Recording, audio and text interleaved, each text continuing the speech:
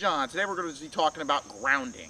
Now, in grounding, one of the most useful things you can do before anything is take off your shoes. Now, I got flip-flops on, sandals.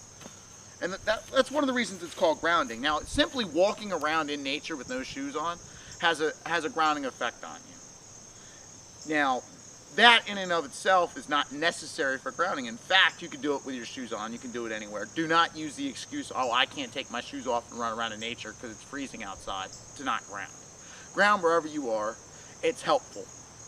Now, just walking around in nature for a while has a grounding effect on your body because you are picking up loose electrons from the earth and getting rid of loose electrons. But it's not as good as a full grounding. Now, to ground, one technique is to imagine roots coming out of your body, into your feet, through your feet into the ground, and that you're pushing negative energy from you into the earth and pulling up positive energy. Now this can be done with a mantra, by the power of 3 times 3, negativity, leave me. By the power of 3 times 3, negativity, leave me. And you can visualize the negative energy going out. And then, by the power of 3 times 3, earth restore me. By the power of 3 times 3, earth restore me. Now, that's one way. That's kind of long-winded, and personally, that's not how I do it.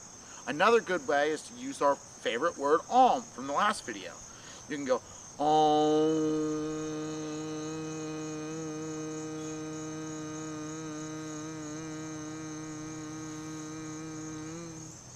Pushing energy out.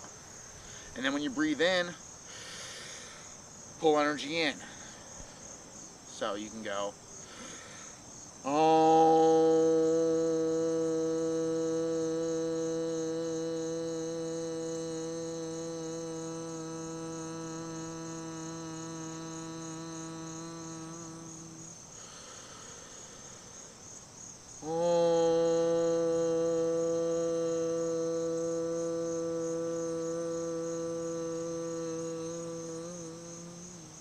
Now, personally, as a Kabbalist, I like the words Adonai Ha Aretz. It means Lord of the earth, Lord of all the nations. It can be translated several different ways.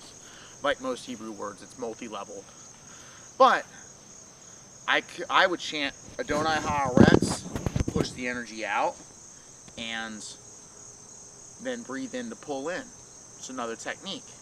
Now, the way you ground is entirely up to you. You can sit down and ground. You can do it in your basement. You can do it anywhere you are. But grounding removes negativity. Now, if you're an empath or if you have receptive gifts, you're going to pick up negative energy from other people, places, and things. And it's going to stick to you like a magnet. Now, using grounding techniques, you can remove that energy. Now, the other technique that goes with that, especially if you're an empath, is shielding.